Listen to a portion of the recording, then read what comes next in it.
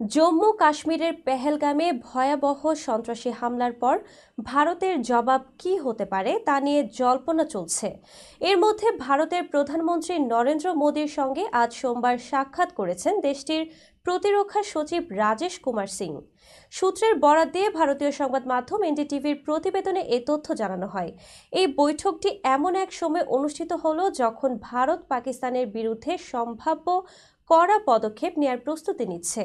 এর আগে গতকাল রোববার মোদি দেখা করেছেন বিমান বাহিনীর প্রধান এয়ার চিফ মার্শাল ওমরপ্রীত সিং এর সঙ্গে। এরই মধ্যে সেনাবাহিনী, নৌবাহিনী ও বিমান বাহিনীর প্রধানদের সঙ্গে আলাদাভাবে বৈঠক করেছেন তিনি।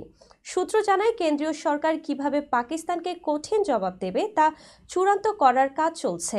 গত 22 এপ্রিল জম্মু ও কাশ্মীরের পেহেলগামে একটি সন্ত্রাসী হামলায় 26 জন নিহত হন, যাদের বেশিরভাগই পর্যটক। ভারত এই হামলার জন্য পাকিস্তান সমর্থিত জঙ্গি গোষ্ঠীগুলোকেই দায়ী করেছে, যদিও পাকিস্তান এতে জড়িত থাকার অভিযোগ অস্বীকার করেছে। ভারত এরই মধ্যে পাকিস্তানের বিরুদ্ধে একাধিক কূটনৈতিক পদক্ষেপ গ্রহণ করেছে। এর মধ্যে রয়েছে সিন্ধু পানি চুক্তি স্থগিত করা এবং পাকিস্তানি নাগরিকদের জন্য ভিসা পরিষেবা বন্ধ করা। ভারতের মধ্যে অবস্থিত পাকিস্তানি দূতাবাসে কূটনীতিক কর্মীর সংখ্যাও কমিয়ে আনা হয়েছে। ভারতের এই পদক্ষেপের জবাবে পাকিস্তান বলেছে, পানি প্রবাহ বন্ধ করার যে কোনো চেষ্টা যুদ্ধের ঘোষণার সমান বিবেচনা করা হবে।